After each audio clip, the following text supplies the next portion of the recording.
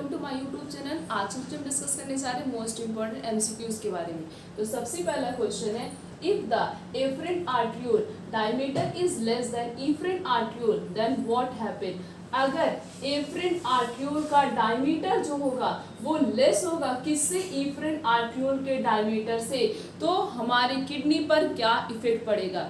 क्या क्वेश्चन में दिया गया है? क्वेश्चन में ये पूछा गया है कि अगर एफरेंट आर्ट्रियोल का डायमीटर लेस होगा किससे, इफरेंट आर्ट्रियोल के डायमीटर से, तो हमारी किडनी पर क्या इफेक्ट पड़ेगा। एफरेंट क्या करता है, ब्लड को लेके जाता है या मैसेज के ट्रांसमिशन में हेल्प करता हो, और इफरेंट क्या करता है, वापस लेके आता। तो ब्लड को ले कौन जा रहा है, एफरेंट लेके जा रहा है, और इफरेंट क्या करता है, वापस लाता है। तो अगर एफरेंट आर्ट्रियोल का डायमीटर, वो जो ब्लड लेके जा रहा है उसका डायमीटर कम होगा किससे, इफरेंट आर्ट्रियोल के डायमीटर से, तो क्या होगा। तो पहला ऑप्शन दिया गया है कि कोई भी इफेक्ट नहीं पड़ेगा। दूसरा दिया गया क्या, अल्ट्रा फिल्ट्रेशन स्लो डाउन हो जाएगा। तीसरा दिया गया अल्ट्रा फिल्ट्रेशन या तो पॉसिबल ही नहीं होगा। चौथा दिया अल्ट्रा फिल्ट्रेशन स्टॉप हो जाएगा और जो ट्यूबुलर सिक्रीशन होगा वो स्टार्ट हो जाएगा। तो अगर इफरेंट आर्ट्रियोल का डायमीटर लेस होगा, किससे लेस होगा, इफरेंट आर्ट्रियोल के डायमीटर से, तो क्या होगा, अल्ट्रा फिल्ट्रेशन पॉसिबल ही नहीं होगा। मतलब जो है, जो ब्लड का फिल्ट्रेशन हो रहा है वो पॉसिबल नहीं होगा, ब्लड का फिल्ट्रेशन नहीं हो पाएगा अगर एफरेंट से इफरेंट का डायमीटर क्या होगा, ज्यादा होगा। So the correct answer is C. The next question is, concentration of urine depend upon which organ. हमारा यूरिन क्या होता है, मोर कंसंट्रेटेड होता, बहुत ही ज्यादा कंसंट्रेटेड यूरिन बॉडी से सिक्रेट होता है। तो जो कंसंट्रेटेड यूरिन है वो किस पे डिपेंडेंट होता है, मींस ऐसा कौन सा बॉडी ऑर्गन है जो यूरिन को मेंटेन करता है कि ताकि हमारी यूरिन जो है वो कंसंट्रेटेड रहे। तो पहला ऑप्शन है, क्या बोमेन कैप्सूल हेल्प करता है, या फिर हेनले लूप की लेंथ हेल्प करती है, या फिर डीसीटी हेल्प करता है, या फिर जो कैपिलरीज प्रेजेंट होती है हमारे ट्यूब्यूल्स के पास वो सब हेल्प करती। तो यूरिन का जो कंसंट्रेशन होता है, concentration of urine depend upon the length of Henle loop. Henle loop की लेंथ पे डिपेंड करता है, क्या डिपेंड करता है, यूरिन का concentration. So the correct answer is B.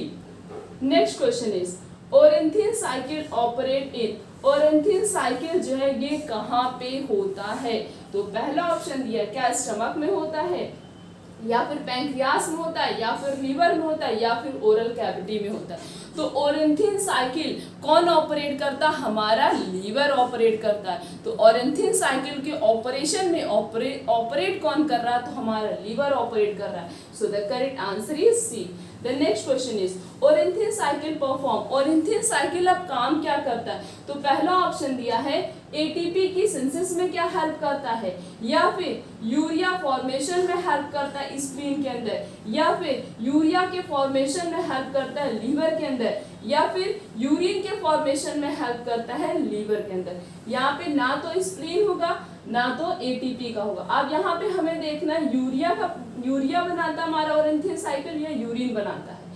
तो हमारा ओरेंथिन साइकिल, जो ओरेंथिन साइकिल हमारी बॉडी में चलती है ये क्या करती है, ये यूरिया के फॉर्मेशन में हेल्प करती है। किसके फॉर्मेशन में, यूरिया के फॉर्मेशन में। किसके अंदर, हमारे लीवर के अंदर। तो अगर कभी भी कोई क्वेश्चन पूछा जाए कि ओरेंथिन साइकिल कौन सी साइकिल होती है, मीन्स इसका फंक्शन क्या होता है, तो ओरेंथिन साइकिल जो हमारी बॉडी में परफॉर्म हो रही है ये क्या करती, ये यूरिया के फॉर्मेशन में हेल्प करती। और यूरिया का फॉर्मेशन कहाँ होता, हमारे लीवर में होता है। और किडनी में क्या होता है, यूरिन का फॉर्मेशन। तो यूरिया का फॉर्मेशन किसके अंदर होगा, लीवर के अंदर होगा। और इस ऑपरेशन, इस ऑपरेट साइकिल को हम क्या बोलते हैं, ornithine cycle. So the correct answer is C. The next question is, urea is formed in liver from। अब यूरिया जो है वो लीवर में तो बन रहा है, बट कैसे बनता है, यूरिया का फॉर्मेशन किस प्रोडक्ट से होता है। तो पहला ऑप्शन है, क्या अमोनिया और नाइट्रोजन से होता है, या फिर अमोनिया और कार्बन डाइऑक्साइड से होता है, या फिर अमोनिया कार्बन डाइऑक्साइड और एस्पार्टिक एसिड से होता है, या फिर अमोनिया और कार्बन मोनोऑक्साइड से होता है। तो यूरिया का जो फॉर्मेशन लीवर के अंदर हो रहा है, इस साइकिल को हम कहते हैं ओरेंथिन साइकिल। और ये जो यूरिया हमारा लीवर के अंदर बन रहा है, तो यूरिया लीवर के अंदर कैसे बनता है? By the help of ammonia, carbon dioxide and aspartic acid. So the correct answer is C. The next question is blood group are controlled by antigen which are present. हमारा जो blood group होता है उसको कौन control करता है? Antigen control करता है। तो वो प्रेजेंट कहाँ पे होता है? तो पहला ऑप्शन दिया क्या है? प्लाज्मा में प्रेजेंट होता है, या फिर आरबीसी की मेम्ब्रेन में प्रेजेंट होता है, या फिर रेड बोन मैरो में प्रेजेंट होता है, या फिर हमारी डब्ल्यूबीसी की मेम्ब्रेन में प्रेजेंट होता है। तो ब्लड ग्रुप जो कंट्रोल किया जा रहा है by the help of antigen की हेल्प से, तो ये कहाँ पे प्रेजेंट होता है? ये आरबीसी की मेम्ब्रेन पे प्रेजेंट होता है। So the correct answer is B. Next question is the most active phagocytic white blood cell. इन चार में से ये चारों व्हाइट ब्लड सेल के नाम दिए गए, डब्ल्यूबीसी के नाम। तो हमें बताना है कि इन चार में से कौन सा ऐसा डब्ल्यूबीसी है जो फैगोसिटिक का काम करता। अब फैगोसिटी का क्या मतलब होता है? फैगोसिटी का मतलब होता है किसी भी चीज को डिस्ट्रॉय करना, या फिर किल कर देना, या फिर उसे ईट कर देना, खा लेना। तो पहला ऑप्शन दिया है क्या ईसिनोफिल और लिम्फोसाइट करता है, या फिर न्यूट्रोफिल और मोनोसाइट करता है, या फिर न्यूट्रोफिल और ईसिनोफिल करता है, या फिर लिम्फोसाइट और मोनोसाइट करता है। तो फैगोसिटी का काम डब्ल्यूबीसी में ऐसी कौन सी सेल होती हैं जो फैगोसिटी का काम करती?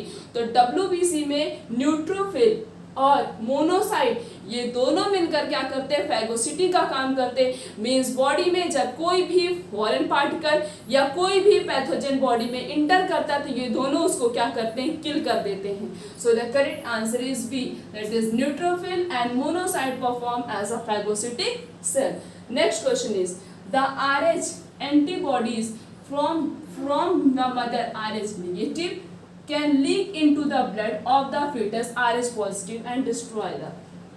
जब Rh negative मदर का है, Rh पॉजिटिव बेबी का है, दोनों आपस में कोलैब करते, दोनों का RH आपस में जब कोलैब करता तब क्या होती? कौन सी चीज डिस्ट्रॉय होती है?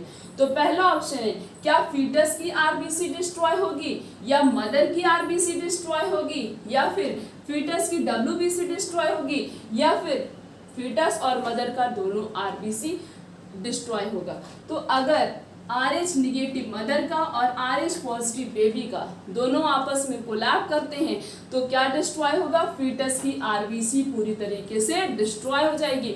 मींस बच्चे का जो रेड ब्लड सेल है वो पूरी तरीके से डिस्ट्रॉय हो चुका है। So the correct answer is ए।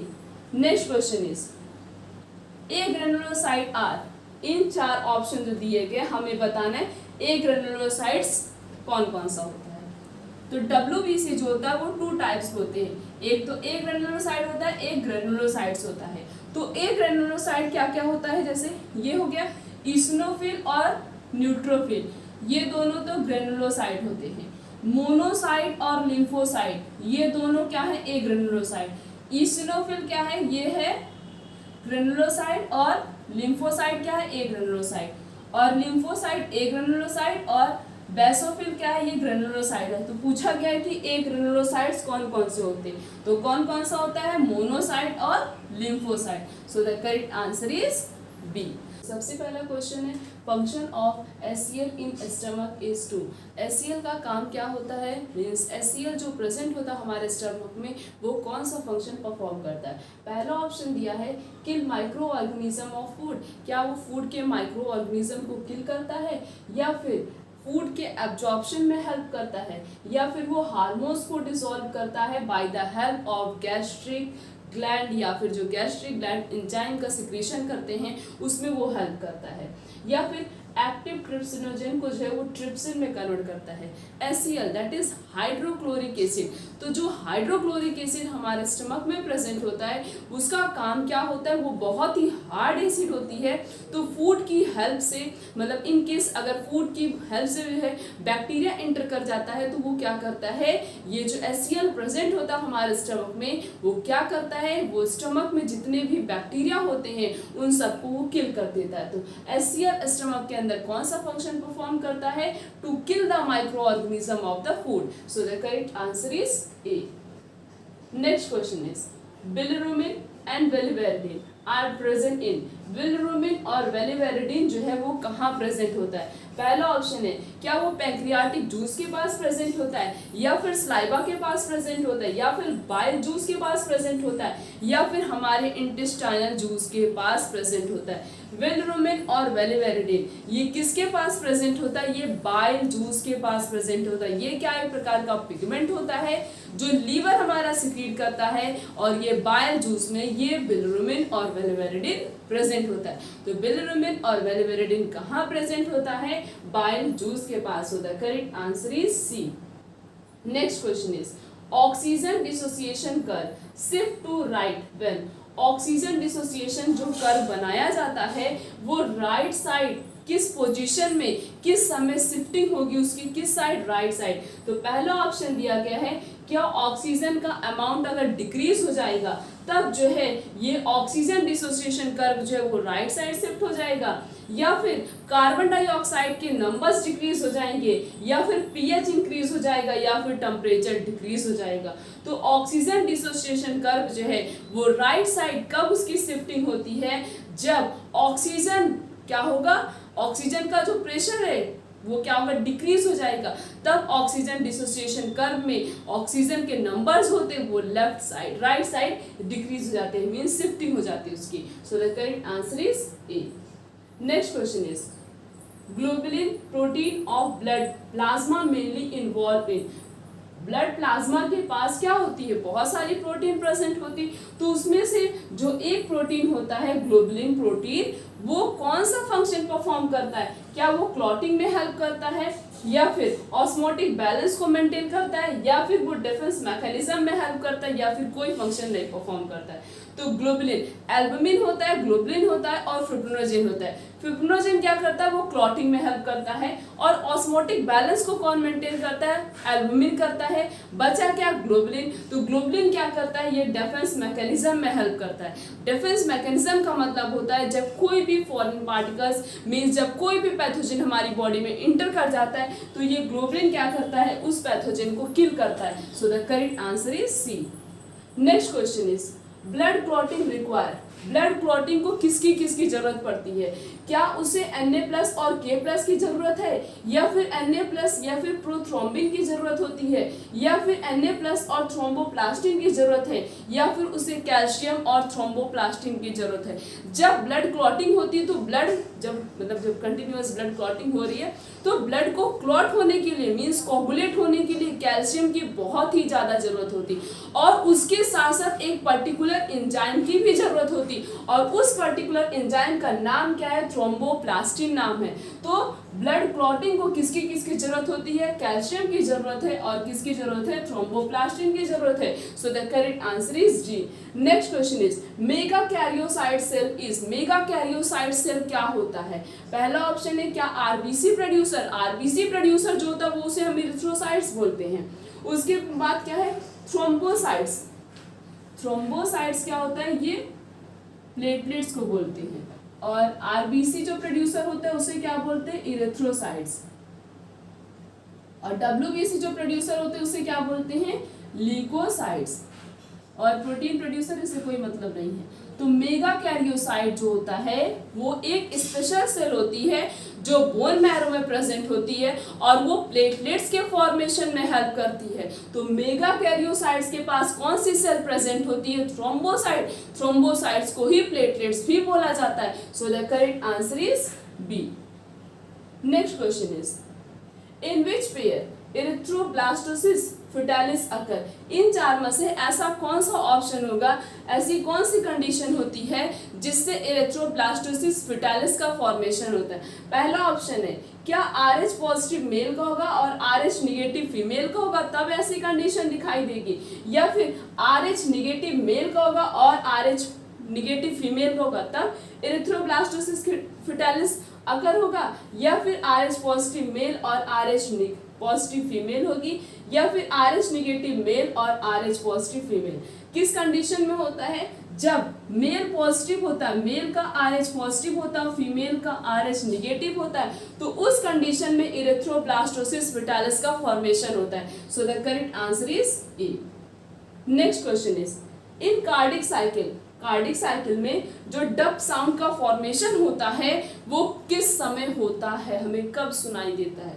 तो पहला ऑप्शन है क्या मिट्रल वॉल ओपन होती उस समय, या फिर मिट्रल वॉल बंद होती उस समय, या फिर सेमिल्यूनर वॉल नोड्स होती है वो बंद होती उस समय ये आवाज आती है, या फिर आर्टियोवेंट्रिकुलर नोड जो है ये बंद होती उस समय ये आवाज आती है। तो ये जो कार्डिक साइकिल है उस समय हमारा हार्ट दो साउंड प्रोड्यूस करता है, एक लब डाउन साउंड होता है और एक डब साउंड होता है। तो लब साउंड कब प्रोड्यूस होता है, लब साउंड प्रोड्यूस होता है जब ट्राइकस्पिड और बाइकस्पिड वॉल्व क्या होती हैं, क्लोज होती हैं, उस समय ये लब साउंड प्रोड्यूस होता है और यही पहला हार्ट साउंड भी होता है। First heart sound is lub sound which is produced during the closure of tricuspid and bicuspid valve। और dub sound कब प्रोड्यूस होता है, जब सेमिल्यूनर वॉल्व क्या होती है, ये क्लोज होती है उस समय आवाज आती है।